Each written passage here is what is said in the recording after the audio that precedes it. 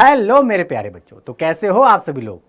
बच्चों, उम्मीद करते हैं आप सभी लोग स्वस्थ होंगे, मस्त होंगे, तंदुरुस्त होंगे और अपनी अपनी पढ़ाई में पूरी तरीके से व्यस्त होंगे।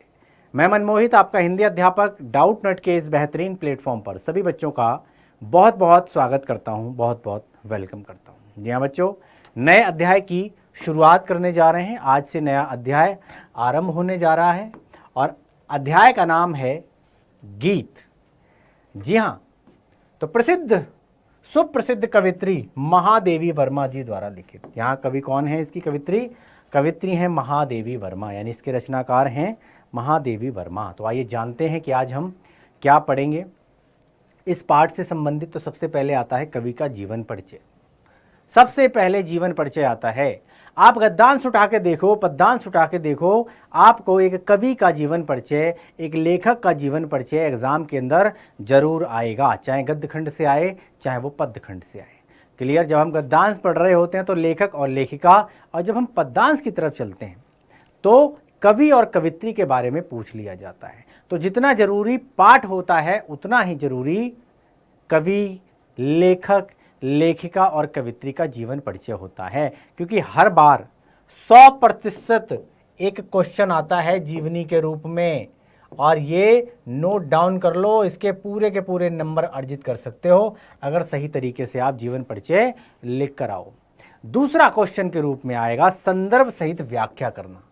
संदर्भ सहित व्याख्या करने के लिए आती है, हर बार आती है, यानी कि आपसे पूछ लिया जाएगा, एक अंश दे दिया जाएगा और अंश के आधार पर आपसे पूछ लिया जाएगा कि भाई इसकी संदर्भ सहित करो व्याख्या। क्लियर है? तो आज हम फोकस करेंगे इन टॉपिक्स पर और जानेंगे किस तरीके से इस पाठ के माध्यम से, पंक्तियों के माध्यम से आखिर कवित्री जो महादेवी वर्मा है आखिर क्या कहना चाहती हैं। तो फटाफट से एक पेन उठाओ और एक कॉपी उठाओ और हमारे साथ मेहनत करो, क्योंकि भाई मेहनत करने से क्या होता है, आप उस मुकाम तक पहुंच जाते हो जहां आप जाना चाहते हो। क्योंकि बिना मेहनत करे इस संसार में कभी किसी को कुछ न मिला है न कभी मिलेगा। तो भाई एक आदत ऐसी बनाओ, कोई वीडियो देखो या फिर कोई ऐसी आप कोई भी इंस्पिरेशनल लगा लो, या फिर कोई भी सब्जेक्ट के बारे में पूछ रहे हो, आप पढ़ रहे हो, जान रहे हो, समझ रहे हो, ऑनलाइन हो ऑफलाइन हो, आपने इस तरीके से पढ़ना है कि भाई पेन और कॉपी आपने हाथ में रखनी है। इससे होता क्या है, टीचर जो पढ़ा रहा होता है आपको नोट करने का मौका मिलता है, आपके नोट्स कहलाए जाते हैं, और ये नोट्स आपके परीक्षा में बड़े काम के होते हैं, बड़े अच्छे नंबर दिलाने में इनकी महत्वपूर्ण भूमिका होती है। क्लियर है? और लिखने से लिखावट अच्छी होती है, सुंदरता आती है। दूसरी बात, लिखने से स्पीड बनती है, और अक्सर देखा गया है कि स्पीड के अभाव में अक्सर बच्चे 1-2 प्रश्न छोड़ कर आते हैं। अब आप मुझे बताइए कि जब बच्चा ने 2 क्वेश्चन छोड़ दिए तो भाई नंबर कैसे लाओगे 95+? कभी आएंगे ही नहीं। 10 नंबर का अगर छोड़ के आ गए 100 में से, है ना, आप सोच के देखो, 70 नंबर में से, 75 नंबर में से 10 नंबर के अगर आप छोड़ कर आ रहे हो तो बताओ क्या होगा? 90+ आएंगे? कभी नहीं आएंगे। क्लियर? तो इसकी जो मूल समस्या की जड़ क्या है, वो है स्पीड का ना होना। अगर आपकी स्पीड होगी तो आप समय से पहले आप सारे प्रश्नों के हल कर लोगे। भाई आज, अभी और इसी वक्त इस समस्या से छुटकारा पाओ, वरना आगे जाके आप कंपटीशन की तैयारी करोगे, बड़ी क्लास में जाओगे तो आपको बहुत कठिनाई होने वाली है। क्लियर? जो बच्चे कहते हैं हमें याद नहीं होता, लिख कर याद करो, देखो याद होता है नहीं होता है, 100% याद होगा, और ऐसा याद होगा कभी जीवन में आप भूलोगे नहीं। क्लियर? दूसरा काम करना है, आपको शेयर कर देना है। इस वीडियो को ज़्यादा से ज़्यादा शेयर करो, ताकि भाई उन लोगों का भी भला हो सके जिनको इस वीडियो की सख्त ज़रूरत है, जिनको इस प्लेटफॉर्म की सख्त ज़रूरत है। अब कर देते हैं शुरुआत। आओ जी, तो एक शॉर्ट में संक्षिप्त जीवन परिचय बोलते हैं इसको। जन्म है 1907, 1907, यानी कि 1907 में महादेवी वर्मा का जन्म हुआ।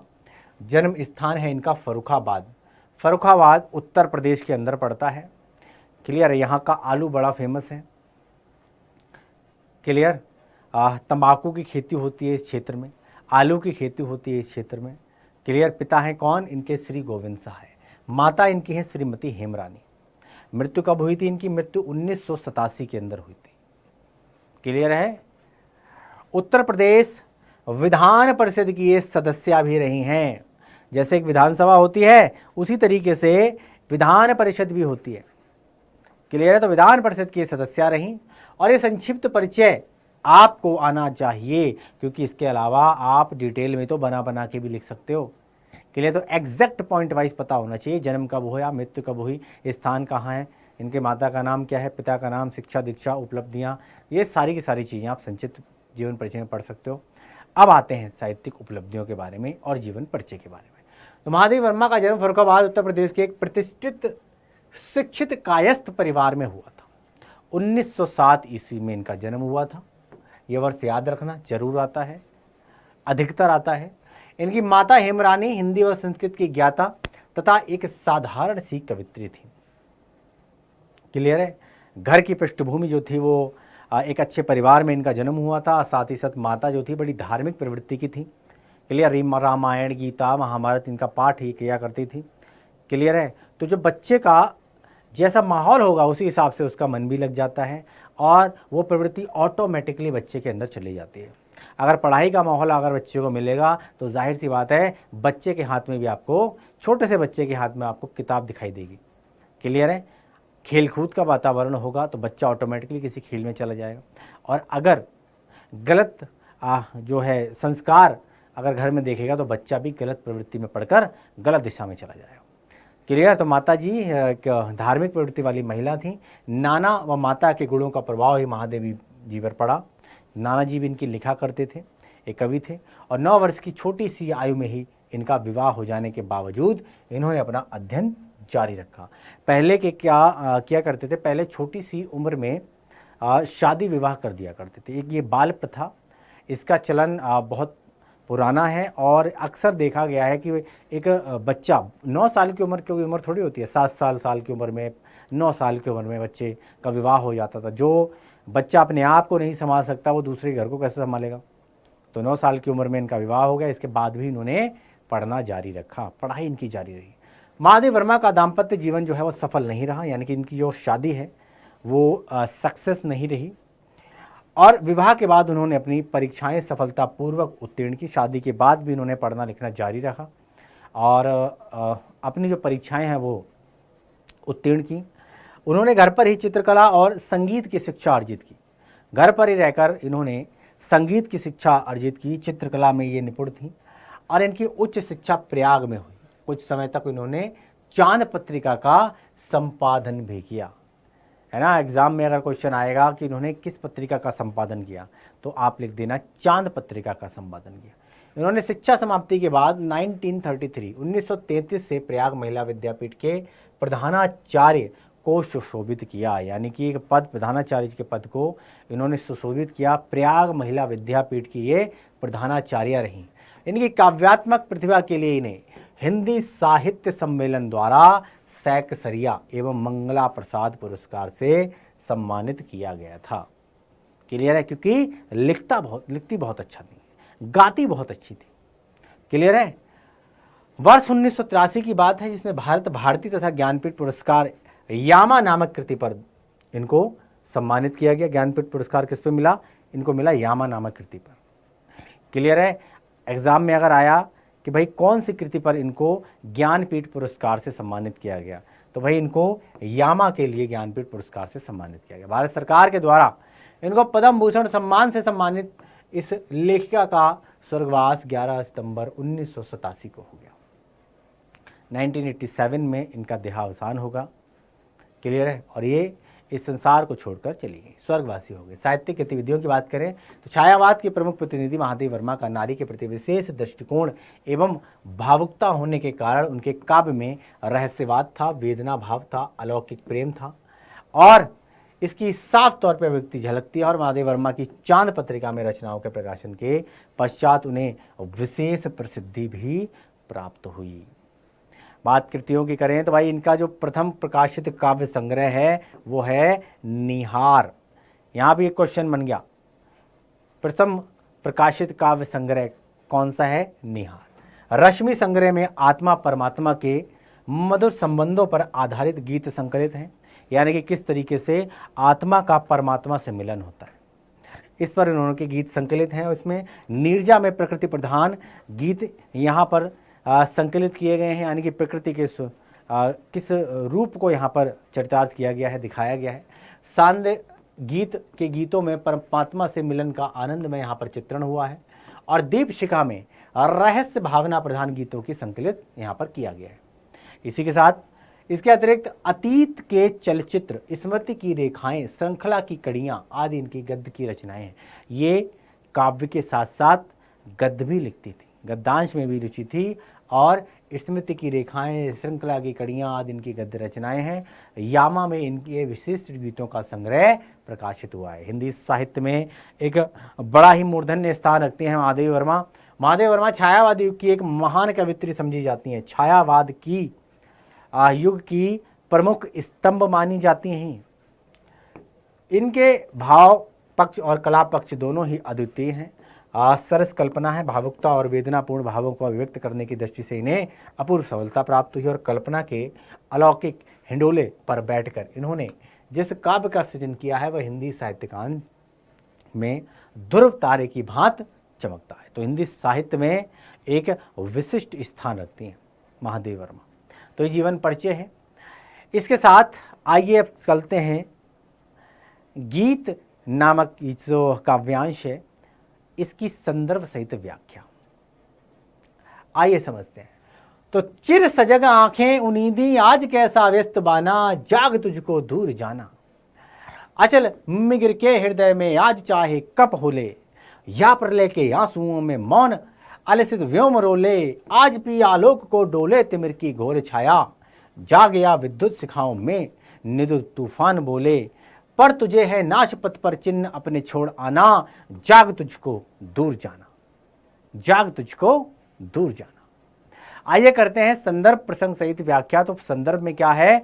प्रस्तुत पद्यांश हमारी हिंदी की पाठ्य पुस्तक में संकलित महादेवी वर्मा जी द्वारा लिखित गीत वन शीर्षक कविता से उद्धृत है और जो उनके काव्य संग्रह सांध्य गीत से लिया गया है। क्लियर? प्रसंग में क्या कह रही हैं पंक्तियां? तो कवित्री अपने साधना पथ में तनिक भी आलस से नहीं जो है आने देना चाहती और इस पथ पर निरंतर धैर्य के साथ आगे बढ़ते रहने के लिए अपने प्राणों को संबोधित कर रही हैं। क्या इस तरह से संबोधित कर रही हैं? तो व्याख्या में क्या लिखेंगे? तो महादेवी वर्मा कह रही हैं कि हे प्राण, अपने प्राणों को संबोधित कर रही कह रही हैं कि हे प्राण, निरंतर जागरूक रहने वाली आंखें आज नींद से भरी हैं, अर्थात आलस से युक्त क्यों हैं? है ना, आलस में जब इंसान को नींद आती है ना, तो उसी के विषय में यहाँ पर बताई जा रही है कि आंखें आज नींद से भरी हैं, अर्थात आलस से युक्त हैं। आलस है इन आंखों में, तुम्हारा वेश आज इतना अव्यवस्थित क्यों है? आज अलसाने का समय नहीं है। आलस्य एवं अप्रमाद को छोड़कर अब तुम जाग जाओ, आलस को त्याग दो, तुम जाग जाओ, क्योंकि तुम्हें बहुत दूर जाना है। तुम्हें बहुत दूर जाना है, तुम्हें अभी बहुत बड़ी साधना करनी है। चाहे आज दृढ़ हिमालय कंपित हो जाए या फिर आकाश से प्रलय काल की वर्षा होने लगे अथवा घोर अंधकार प्रकाश को निकल जाए या चाहे चमकती और कड़कती हुई बिजली में ये तूफान बोलने लगे, तो उस विनाश वेला में भी तुम्हें अपने चिन्हों को छोड़ते चलते जाना है और किसी भी परिस्थिति में साधना पथ में विचलित नहीं होना है। महादेवी जी ने पुनः अपने प्राणों को उद्बोधित करते हुए कह रही हैं कि हे प्राण, तुझे साधना पर चलते हुए लक्ष्य की प्राप्ति करनी है, लक्ष्य तक प्राप्त करना है तुझे। अब तू जाग जा, क्योंकि तुझे बहुत दूर तक जाना है। घोर निद्रा जो है, ये जो आलसपन है, इसको छोड़ दे। नींद जो आ रही है इसको त्याग दे, क्योंकि तू जाग जा, क्योंकि तुझे बहुत दूर जाना है। काव्यगत सौंदर्य पर प्रकाश डालें तो भाषा यहाँ शुद्ध खड़ी बोली है। शैली यहाँ पर गीतात्मक है, यानी कि गीतों के माध्यम से, है ना, प्रतीकात्मक है, छंद मुक्त है, अलंकार मानवीकरण, गुण ओज और प्रसाद से भरा हुआ शब्द शक्ति लक्षण। आओ अगली पंक्तियों पर चलते हैं। बांध लेंगे क्या तुझे या मोम के बंधन से जी ले। यही तो इनकी सबसे बड़ी खूबी है महादेवी वर्मा की, जो अपनी पंक्तियों के माध्यम से सामने वाले पर जिस तरीके से प्रभाव छोड़ती हैं वो काबिल तारीफ़ है। अपनी गागर में सागर भर देती हैं, यानी कम समय में, कम पंक्तियों में अपनी सभी व्यथाओं को, अपने भावों को जो व्यक्त कर देती हैं, वो इनकी काव्यात्मक विशेषता पर जोर डाल रही है। तो बांध लेंगे क्या तुझे ये मोम के बंधन सजीले, और पंथ को बाधा बनेंगे तितलियों के पर रंगीले। विश्व का क्रंदन भुला देगी मधुप की मधुर गुनगुन, और क्या डुबा देंगे तुझे ये फूल के दल ओस गीले। तू ना अपनी चाह को अपने लिए कारा बनाना, और जाग तुझको दूर जाना, बहुत दूर जाना है तुझको, जाग, नींद से जाग। क्लियर। संदर्भ पूर्ववत रहेगा, इसमें एक पाठ का नाम और कवि का नाम आएगा। प्रस्तुत पद्यांश में प्रसंग में लिखेंगे महादेव वर्मा ने साधना मार्ग में उत्पन्न होने वाली विभिन्न बाधाओं और कठिनाइयों को यहाँ उल्लेख किया है। कवि कह रही है कवित्री, हे प्राण क्या मोम के समान शीघ्र नष्ट यानी कि पिघलना हो जाने वाले अस्थिर परंतु सुंदर सांसारिक बंधन तुम्हें बांधकर साधना मार्ग में बाधा उत्पन्न कर देंगे। क्या तितलियों के पंखों के समान यह रंगीन संसार का आकर्षण तुम्हारे मार्ग में क्या बाधा बन जाएगा? क्या सांसारिक क्रंदन या रुदन की ध्वनि भौरे की मधुर यानी कि जार को सुनने में बाधा उत्पन्न करेगी, अर्थात तुम्हारे साधना मार्ग को अवरुद्ध करेगी? क्या पुष्पों की यानी कि फूलों की पंखुड़ियों पर पड़ी हुई मोती रूपी ओस की बूंदों का सौंदर्य तुम्हें स्वयं में लिप्त करने या डुबो कर साधना पथ से क्या विचलित कर देगा? कवित्री अपने प्राण प्रिय को प्रेरित करते हुए कह रही हैं कि तुम इन बातों में विमुख मत रहना, है ना, इस बातों से विमुख रहो, और ये सभी बातें निरर्थक हैं, निराधार हैं, आधारहीन हैं। क्लियर। इसमें से कुछ भी तुम्हारे साधना मार्ग को अवरुद्ध नहीं करेगा, इनमें से कोई भी तुम्हारे मार्ग में अवरोध पैदा नहीं करेगा।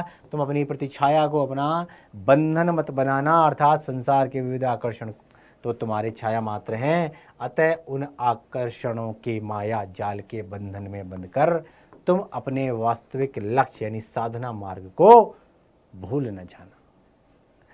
महादेवी जी पुनः अपने प्राणों को उद्बोधित करते हुए कह रही हैं कि हे प्राण, आलस्य को त्याग कर अब तू जाग जा, आलस्य को त्याग अब तू जाग जा, क्योंकि तुझे बहुत दूर तक जाना है, अर्थात साधना मार्ग के अनेक चरणों को पार करके अपने लक्ष्य यानी कि लक्ष्य क्या है? लक्ष्य ईश्वर की प्राप्ति है, अपने लक्ष्य तक जो है जाना है। लक्ष्य यानी ईश्वर की प्राप्ति को जो है ये लक्ष्य के रूप में तुझे पाना है। आगे चलते हैं, आगे चलते हैं। वज्र का और एक छोटे अश्रुकण में धो गलाया, और दे किसे जीवन सुधा दो घूंट मदिरा मांग लाया। सो गई आंधी मलय की बात का उपदान ले क्या, विश्व का अभिशाप क्या चिर नींद बनकर पास आया। अमरता सुत चाहता क्यों मृत्यु को उर में बसाना, और जाग तुझको दूर जाना। संदर्भ पूर्ववत रहेगा। प्रसंग में कवित्री साधना मार्ग पर चलने वाले साधक का उद्बोधित करते हुए कह रही हैं कि हे साधक, हे प्राण प्रिय, हे प्राण, तू इस सांसारिक मोह में पड़कर अपनी साधना से कभी विचलित नहीं होना। तेरा लक्ष्य ईश्वर की प्राप्ति है, उससे भटक ना जाना। तो महादेव वर्मा क्या कह रही हैं? साधक को उद्बोधित करते हुए कह रही हैं कि हे साधक, तेरा हृदय जो वज्र के समान कठोर अर्थात दृढ़ निश्चयी था, वह आज प्रियजनों के जरा से रोने पर से पिघल गया है। यानी कि मृत्यु होती है ना इंसान की, मृत्यु होती है इंसान की, प्राण जब पखेरु हो जाते हैं तो जब वो देखता है कि माँ रो रही है, पिता रो रही है, तो उसका हृदय भी जो है ना, वो मोम की तरह पिघल जाता है। ओहो मेरी माँ, मेरे पिता। तो ये सब मोह माया है, तेरा लक्ष्य ईश्वर की प्राप्ति है। क्लियर। तो अपने जरा से प्रियजनों के रोने से पिघल गया है क्या, अर्थात तू अपने साधना मार्ग पर आगे बढ़ने के निश्चय से विचलित हो गया है क्या, भटक गया है क्या, और तेरे अंतर मन में अपार शक्ति व साहस विद्यमान है, किंतु तूने भावनाओं के आवेग में उठे आंसुओं में गलाकर उसको नष्ट कर दिया। तो जरा से प्रियजनों के रोने से अपने लक्ष्य की प्राप्ति से भटक गया है ना, आंसुओं से जो है गलाकर उसको नष्ट कर दिया है भावनाओं के आवेग में। तूने अपने जीवन की अमृत रूपी शक्ति और साहस को त्याग कर तथा साधनामय जीवन को छोड़कर मदिरा पान करने वाले व्यक्ति के समान तुच्छ और आलस्य का जीवन जीना कहाँ से सीख लिया? ये सब कार्य निरर्थक है जो तेरे योग्य नहीं है। मलय पर्वत से आने वाली हवा का तकिया लगाकर तेरे उत्साह की आंधी क्यों विश्राम करने लगी है? तू सांसारिक आकर्षण में पड़कर, यानी कि इस झूठी मोह माया में पड़कर अपनी साधना के उत्साह को क्यों शिथिल बना रहा है, कमजोर बना रहा है? क्या सांसारिकता के सभी आकर्षण तुझे आलस्य की नींद सुलाने में तो नहीं आ गए हैं? तेरा आलस्य तेरी साधना जीवन के लिए अभिशाप बनकर उसे नष्ट कर देगा। और हे साधक, तू अविनाशी परमात्मा का अंश है, तू अमर पुत्र है, तू स्वयं परमात्मा का अंश है, तू अमर पुत्र है। इसके पश्चात भी तू सांसारिकता के जीवन मृत्यु के चक्कर में स्वयं को क्यों बंधन बनाना चाहता है? इसीलिए अपने पतन के सभी कारकों को इस संसार से त्याग कर अपने उत्थान की ओर अग्रसित होते हुए साधना पथ पर आगे बढ़ता चल।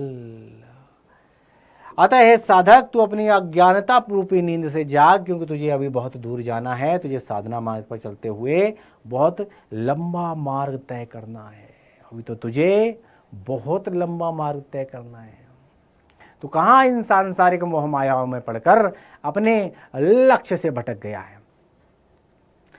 इस नींद से जाग, इस सांसारिक मोह माया से, है ना, अपना ध्यान हटा, क्योंकि इस मोह माया में पड़कर तू अपने लक्ष्य से भटक गया है। तू ये पता नहीं है, तू साक्षात ईश्वर का वरदान है, ईश्वर का पुत्र है। क्लियर है? आत्मा और परमात्मा, आत्मा का परमात्मा से मिलन होने जा रहा है। तो अपनी साधना में लीन था, कहाँ इन माया जाल में पड़ा हुआ है? तेरा लक्ष्य परमात्मा से मिलना है, ईश्वर की प्राप्ति है। क्लियर? आगे बढ़े, चल। कह न ठंडी सांस में अब भूल अब जलती कहानी, आग हो उर्मे तभी दृग में सजेगा आज पानी। और हार भी तेरी बनेगी माननी जय की पताका, और राख छड़क पतंग की है अमर दीपक की निशानी। है तुझे अंगार शैया पर मृदुल कलियां बिछाना, और जाग तुझको दूर जाना। बहुत दूर सफर तय करना है तुझे। जाग जा, इस घोर निद्रा में जाग जा, इस सांसारिक मोह माया में मत पड़। तुझे तो ईश्वर के पास जाना है, ईश्वर के पास जाना है। तो कवित्री ने मनुष्य की आत्मा को साधना पथ पर बढ़ते रहने की प्रेरणा देते हुए आत्मबल को जगाने का यहाँ पर आह्वान किया है। क्या कहा है महादेवी वर्मा जी ने? तो कवित्री महादेवी वर्मा कहती हैं कि भैया, मनुष्य जब अपने उद्देश्य की साधना में लगता है, जब उद्देश्य प्राप्ति की साधना में लीन होता है, जब वो लक्ष्य की प्राप्ति करने के लिए आगे बढ़ता है, तो उसके सामने अकर्मण्यता एवं आलस्य उसके शत्रु बनकर खड़े हो जाते हैं। क्लियर है? आपको पढ़ना है, आईपीएस जाना है, आईपीएस बनना है। क्लियर? आप कह रहे हो अभी तो 6 बजे हैं, 1 घंटा और सो लेने दो। आलस इंसान का सबसे बड़ा शत्रु होता है। क्लियर है? तो जब तू साधना में लीन है, आगे बढ़ रहा है, तो भैया ये आलस्य उसका शत्रु बनकर खड़े हो जाते हैं। वस्तुतः जीवन में दुख भी आता है, सुख दुख ये तो चलता रहता है। सुख है तो दुख है, अच्छाई है तो बुराई है, ये सब साथ साथ चलते हैं, पैरेलल चलते हैं। सुख दुख ये जीवन के 2 पहिए हैं, और दुख आता है और परिस्थितियों का दारुण आक्रमण भी होता है, परंतु मनुष्य को उन्हें भूलकर ऊंचे लक्ष्य को प्राप्त करने की साधना में निरंतर लगे रहना चाहिए। और वे कहती हैं कि उन कष्टों को ठंडी सांस लेते हुए दोहराने से कोई लाभ नहीं। जब तक हृदय में आग नहीं होती, तब तक मनुष्य की आंखों से टपकते आंसुओं का कोई मूल्य नहीं होता है। कोई किसी ने कुछ कह दिया, आपने टप टप टप टप आंसू कर दिए, इन आंसुओं का कोई मोल नहीं है। लेकिन एक आग होनी चाहिए, एक जज्बा होना चाहिए, जुनून होना चाहिए अपने लक्ष्य की प्राप्ति करने के लिए। हृदय की वह आग, वह तड़प ही मनुष्य को कठिन साध्य अर्थात लक्ष्य प्राप्त करने के लिए प्रेरित करती है। वो आग बुझनी नहीं चाहिए। वो आग, जो चिंगारी जो है, उसको आग का रूप दो, उसको भड़काओ, और तब तक जब तक लक्ष्य की प्राप्ति ना हो जाए, परमात्मा को पाने का साधन या माध्यम बनाती है। और कवित्री हमारे महादेवी वर्मा कहती हैं कि यदि उद्देश्य की प्राप्ति हेतु किए गए प्रयत्न में असफलता भी हाथ लगती है, अगर आप सच्चे मन से कोई कार्य कर रहे हो, लक्ष्य की प्राप्ति करना चाहते हो, और अगर आपको उसमें असफलता भी हाथ लगती है तो वह भी किसी सफलता से, किसी विजय से कम नहीं है। क्लियर है? हारा वही जो लड़ा नहीं। क्लियर है? अगर आप लक्ष्य की प्राप्ति करते करते अगर आप असफल भी हो जाते हो तो भी कोई बात नहीं, क्योंकि उस असफलता में ही आपकी सफलता छुपी हुई है। आप, है ना, कि विजय से कम नहीं है असफलता। पतंगा अपने उद्देश्य के लिए दीपक पर जलकर राख के समान हो जाता है, फिर भी उसकी राख दीपक की लौ से मिलकर अमर हो जाती है। और साधक को भी याद अपने उद्देश्य की प्राप्ति के लिए मिट जाना पड़े तो वह भी अमर हो जाएगा। महादेवी जी कहती हैं कि भैया तुझे अपनी तपस्या से संसार रूपी श्रृंगार शैया अर्थात कष्टों से भरे इस संसार में फलों की कोमल कलियों जैसी आनंदमय परिस्थितियों का निर्माण करना है। और इसीलिए हे साधक तू जाग जा, भाई जाग जा, निद्रा में मत रहे, तू जाग, क्योंकि अभी तुझे बहुत लंबा रास्ता तय करना है, अभी तुझे बहुत दूर जाना है। जाग जा, जाग जा। आप गीत 2 की तरफ चलते हैं। ये पहले गीत की पंक्तियां थी, अब गीत 2 की तरफ चलते हैं। तो गीत 2 में क्या है? भाई पत होने दो, अपरिचित प्राण रहने दो अकेला, घेर ले छाया अमावन, आज कज्जल अश्रुओं में रिमझिमा, ले यह घिराघन और होंगे नैन सूखे, तिल बुझे पलक रूखे, आर्द्र चितवन में यहाँ शत विद्युतों में दीप खिला। ये गीत 2 है। तो प्रस्तुत पद्यांश में हम हमारी हिंदी की पाठ्य पुस्तक में संकलित महादेव वर्मा जी द्वारा रचित गीत 2 नामक शीर्षक से कविता ली गई है, जो उनके प्रमुख काव्य संग्रह दीपशिखा से लिया गया है। और इसकी जो रचयिता हैं वो कौन है? इसकी जो कवित्री हैं वो है महादेवी वर्मा। क्लियर? तो संदर्भ में केवल पाठ का नाम और कवित्री का नाम ही लिखा जाता है। ठीक है? प्रसंग में एक पंक्तियाँ क्या कह रही हैं? तो महादेवी वर्मा ने साधक के अपरिचित पथ की कठिनाइयों का यहाँ पर वर्णन किया है। तो क्या कह रही हैं महादेवी वर्मा? कि भले ही साधना पथ अनजान हो, भले ही साधना का पद जो है पथ अनजान है और उस मार्ग पर तुम्हारा साथ देने वाला भी कोई ना हो, आप जिस साधना पथ पर अग्रसर हो, आप नहीं जानते हो और तुम्हारा साथ देने वाला कोई नहीं है, तब भी तुम्हें घबराना नहीं चाहिए, तुम्हें विचलित नहीं होना चाहिए, घबराना नहीं चाहिए, तुम्हारी स्थिति डगमगानी नहीं चाहिए, डामाडोल स्थिति नहीं होनी चाहिए। और कह रही हैं वर्मा, महादेवी वर्मा, कि मेरी छाया भले ही आज मुझे अमावस्या के गहन अंधकार के समान घेर ले, मेरी काजल लगी आंखें भले ही बादलों के समान आंसुओं की वर्षा करने लगे, फिर भी चिंता करने की कोई आवश्यकता नहीं है। कठिनाइयों को देखकर जो आंखें सूख जाती हैं, कठिनाइयों को देखकर जो आंखें सूख जाती हैं, जिन आँखों के तारे निर्जीव व धुंधले हो जाते हैं और निरंतर रोते रहने के कारण जिन आँखों की पलकें रूखी सी हो जाती हैं, वे किसी और की होंगी, मैं उनमें से नहीं, है ना? ये सारा वृत्तांत किसी और का होगा, मैं उनमें से नहीं हूँ जो विघ्न बाधाओं से घबरा जाऊँ। थोड़ी सी तकलीफ हुई, थोड़ा सा कष्ट हुआ और मैं घबरा गई, मैं उनमें से नहीं हूँ। अनेक कष्टों के आने पर भी मेरी दृष्टि आर्द्र यानी कि गीली अर्थात आंखों में आंसू रहेंगे ही, क्योंकि मेरे जीवन दीपों ने सैकड़ों विद्युतों में खेलना सीखा है। कष्टों से घबरा कर पीछे हट जाना मेरे जीवन दीपक का स्वभाव नहीं है। क्लियर है? कष्टों का डटकर मुकाबला करना चाहिए, यही एक काबिल व्यक्ति की पहचान है, निडर व्यक्ति की पहचान है। जीवन में सुख और दुख तो आते रहते हैं, जीवन कठिनाइयों संघर्ष का दूसरा नाम ही जीवन है। जिस व्यक्ति के जीवन में संघर्ष नहीं, उस व्यक्ति का जीवन निरर्थक है। अगर आपको जीवन में बहुत ऊंची उड़ान भरनी है तो कष्टों को झेलना पड़ेगा। आप जितने भी सफल लोगों को उठाकर देखो, इनकी बायोग्राफी अगर आप देखोगे तो इन्होंने अपने जीवन में बड़े कष्ट सहे। आप कुछ भी ले लो, कला के क्षेत्र में ले लो, खेल के क्षेत्र में ले लो, फिल्म जगत के क्षेत्र में ले लो, आप किसी भी व्यक्ति को अगर आप उठाकर देखोगे, आप उसको पढ़ोगे, उसका जीवन संकटों से भरा हुआ है, उसका जीवन इतना कष्टदायी रहा है कि आंखों से आंसू आ जाएं।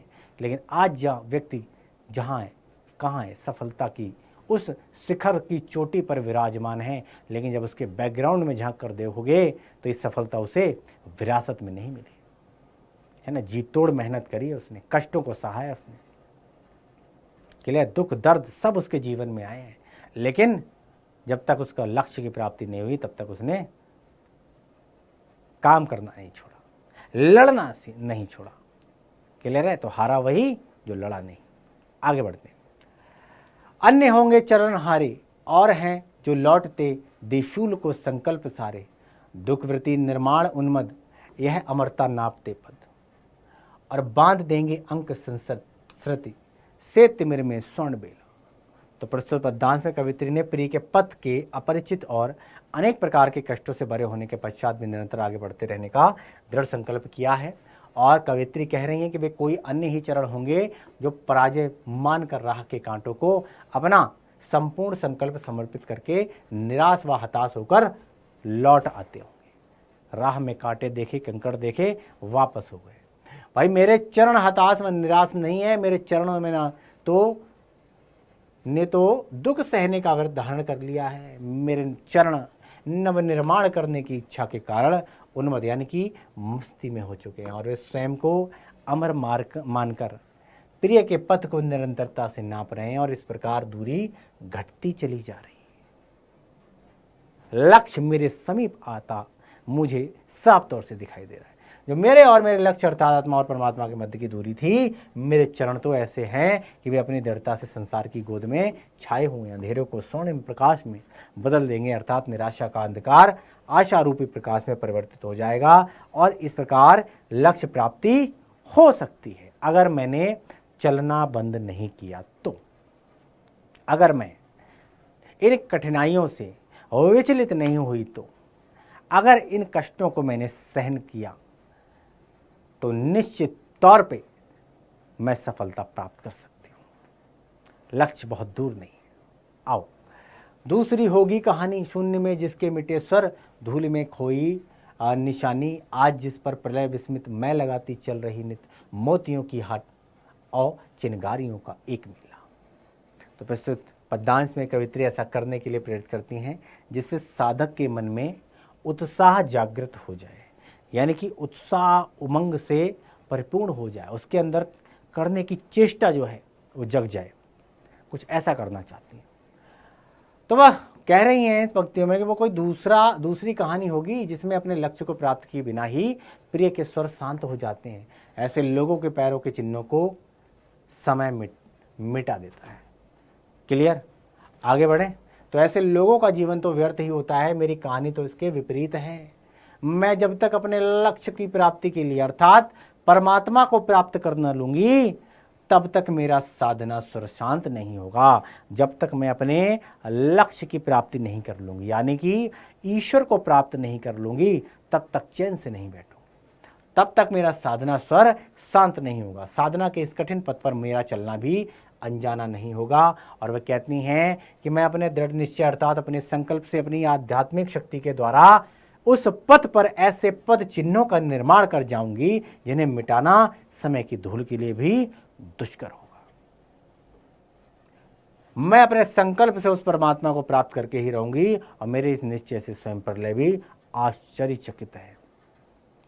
प्रलय भी स्वयं आश्चर्यचकित है। उस प्रियतम परमात्मा को प्राप्त करने के लिए मैं मोतियों के समान आंसुओं के खजाने का घर अर्थात बाजार लगा रही हूँ, और इन मोती जैसे आंसुओं की चमक मेरे जैसे अन्य साधकों में भी ईश्वर प्राप्ति की चिंगारियां अर्थात अलग जगा रही, जिससे वे भी ईश्वर प्राप्ति की ओर अग्रसर हो जाएंगे। यानी कि मुझे देखकर वो लोग भी मुझसे प्रेरणा लेंगे और उस ईश्वर की प्राप्ति की ओर अग्रसर हो जाएंगे। यानी कि मुझे देखकर लोगों के मन में भी उत्साह जगेगा, उमंग जगेगी कि जब ये कर सकती हैं तो मैं क्यों नहीं, है ना। अक्सर हम लोग देखते हैं जब हम किसी को कोई चीज़ करते हुए देखते हैं, उसको करते हुए देखकर हमें भी प्रेरणा मिलती है और हमारे अंदर से भी आवाज़ आती है कि जब ये कर सकते हैं तो मैं क्यों नहीं कर सकती। क्लियर है? तो मन में उत्साह जगा रही हैं, उमंग का नया संचार कर रही हैं कि भाई आपको अपने लक्ष्य के प्राप्ति की तरफ अग्रसर होना है, लक्ष्य से भटकना नहीं है। ईश्वर की प्राप्ति जब तक ना हो जाए तब तक रुकना नहीं है। आगे, हास का मधुदूत भेजो, रोज की भू भंगिमा पतझार को चाहे सहेजो।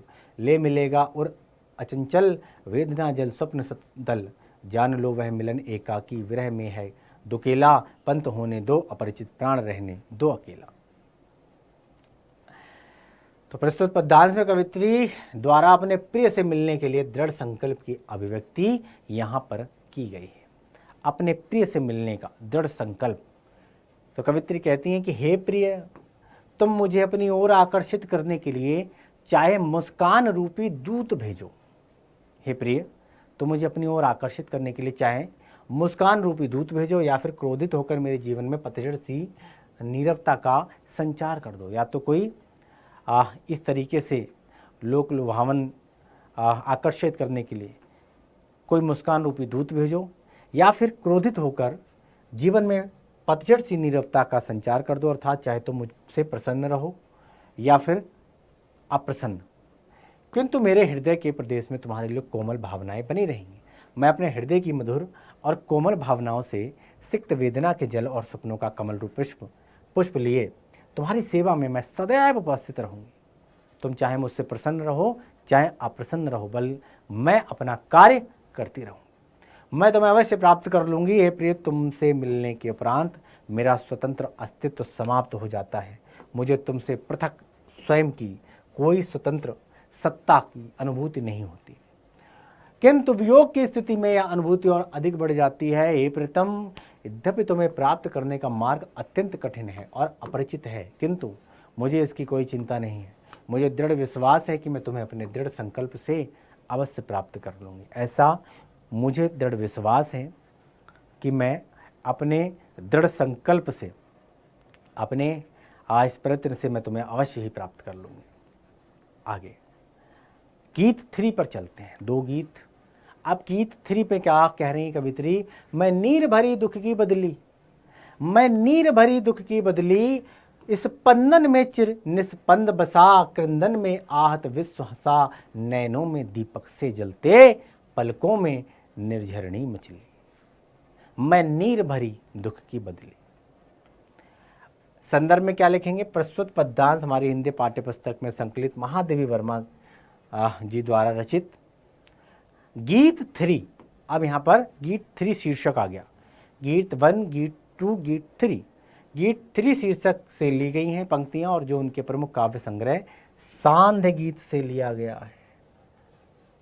क्लियर?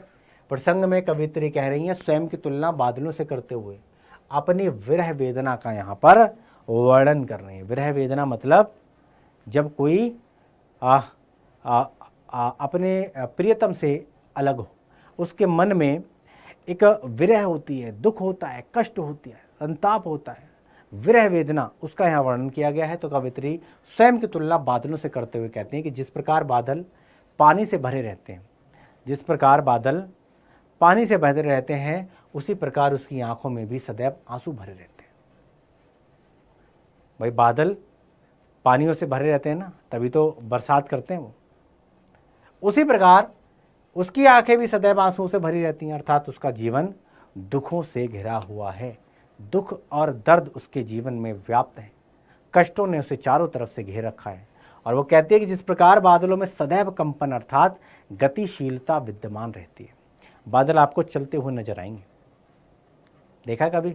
बादल जब आपको चलते हुए नजर आए तो देखना, कभी गौर करना, हमेशा गतिशील होते हैं। जिस प्रकार बादलों में गतिशीलता विद्यमान रहती है, उसी प्रकार विरह से उत्पन्न दुख ने भी उनके जीवन में स्थायित्व ग्रहण कर लिया है। और वह कहती हैं कि जिस प्रकार बादलों के गर्जन से संपूर्ण विश्व में प्रसन्नता छा जाती है, यानी कि लोगों को ये आभास हो जाता है कि अब तो गर्मी से राहत मिलेगी, ओहो अब तो बादल गरज रहे हैं, अब ये बरसेंगे, प्रसन्नता छा जाती है। उसी प्रकार उनके प्रीतम की विरह वेदना में दुखी होने से लोगों को प्रसन्नता की अनुभूति होती है। और वह आगे कहती हैं कि क्या उनकी आंखों से प्रीतम की विरह वेदना के कारण ही सदैव आंसुओं की नदी बहती रहती है। प्रियतम की विरह वेदना के कारण, यानी कि प्रीतम से दूर है, इसीलिए है ना, उनके जीवन में कष्ट है और वह सदैव आंसुओं की नदी बहती रहती है उनके जीवन में, किंतु फिर भी उसके आंखों में प्रीतम से मिलने की आशा विद्यमान है। उसे दृढ़ विश्वास है कि एक न एक दिन वो अपने प्रीतम को पा लेगी, अपने लक्ष्य की प्राप्ति कर लेगी। आगे बढ़े, चलो अगली पंक्तियों में। मेरा पग पग संगीत भरा, मेरा पग पग संगीत भरा, श्वासों से स्वप्न पराग झरा, नभ के नभ रंग बुनते दुकूल, छाया में मलय बयार पली। प्रस्तुत पद्यांश में कवित्री बादल से अपनी तुलना करते हुए अपनी विरह वेदना का यहाँ वर्णन किया है और कह रही हैं कवित्री बादल से अपनी तुलना करते हुए कि जिस प्रकार बादल मंद मंद गति से बहता है, जिस प्रकार बादल मंद मंद शनह शनह धीरे धीरे गति से बहता है और उसके बहने और उसके गर्जन से में संगीत भरा हुआ होता है, कड़कड़ाता हुआ जो एक आवाज़, एक स्वर जो सुनाई देता है आपको, वह आपके कानों में इस तरीके से एक खुशी का वातावरण व्याप्त कर देता है, या फिर कहते हैं कि संगीत आपको ऐसा सुनाई देता है कि मान लो कहीं संगीत बज रहा हो। उसी प्रकार मेरा जीवन भी प्रीतम की स्मृतियों से संगीत से भरा हुआ है। कवित्री कह रही हैं कि जिस प्रकार बादलों की परिणति उनको बरसना होता है, बादल आए हैं, बदला छाए हैं, बदरा तो भैया बरसेंगे, उसी प्रकार मेरे जीवन में भी तुम्हारी मधुर स्मृतियां बसी हुई हैं, यादें बसी हुई हैं।